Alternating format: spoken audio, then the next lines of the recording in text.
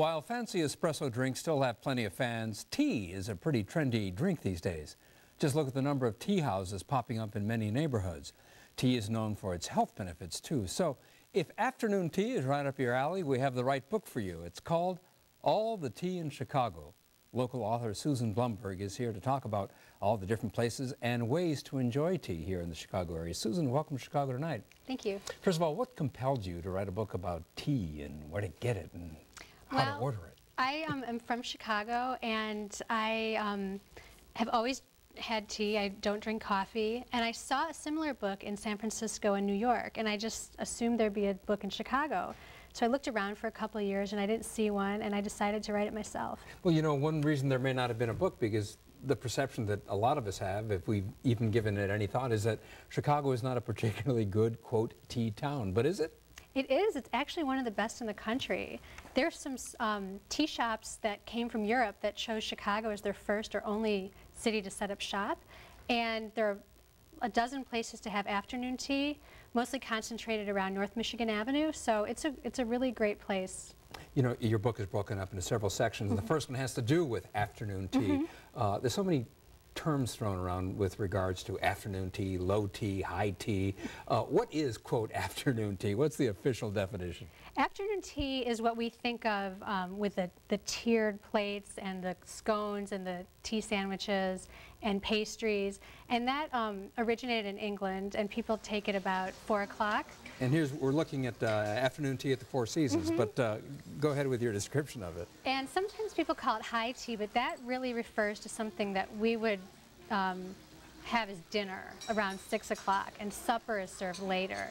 So afternoon tea is what is shown on TV. So when you think of sort of the elegant teas with those kinds of cakes and that sort of thing, that's really afternoon tea. Yes, it's not, quote, high tea. It's not high tea, I see, all right. And what is it, you recommend several places in the Chicago area. What does it cost typically? It's about $25 to $30 per person, and it includes a pot of tea, scones, sandwiches, pastries. Some places will give you seconds, some won't, some charge more. So $25, isn't that kind of expensive for tea and just, you know, a few little treats? Well, it turns out, you know, it's pretty filling, and you can turn it into a dinner, or if you have it early, around 2 o'clock, you can have it as a lunch. Oh, really? But it's in a 4-star hotel, so. Well, you know, you talk about what's served in afternoon tea and that it's pretty filling, but for example, in your book you talk, some of the places talk about how their afternoon tea is big for bridal showers or baby showers. Is afternoon tea primarily, I mean, if I go to an afternoon tea, how many men will be there? There'll be quite a few. Will there? Yeah, the men in my family like it. And they fill up on afternoon tea? Yeah. Moving on. Yeah. Another section of your book deals with tea houses and shops. Tell me some of the good ones. I like Julius Meinl, and it's known as a coffee shop, but they have lots of loose leaf tea, and they do iced tea and hot tea, and they just started serving afternoon tea also. It's kind of like an old world European feel. And is tea the new coffee? I mean, with these tea houses and outlets springing up? I think so. I mean, the health benefits that have, the research has come out with all these health benefits. Tea has a lot of antioxidants. And you hear people say they want to get away from coffee because of the caffeine, but you don't really hear people say they want to get away from tea. They want to have more tea. And yet a lot of tea does have caffeine. Green tea, for example, has caffeine. It has caffeine, not as much as coffee. And the way it's released, you don't get the caffeine high that you do with coffee and the caffeine low. It's released more slowly. So you get a mild buzz instead of one all of a sudden. You know, when you go to Chinese restaurants, or a lot of Chinese restaurants, they often serve you jasmine tea, and you just take it as a matter of course. But one of the things you point out in your book is you can ask for other things besides jasmine tea. Oh, sure, yeah. You can ask for oolong tea, which is a little bit stronger than jasmine tea. Jasmine tea is a flower tea, so it's pretty weak.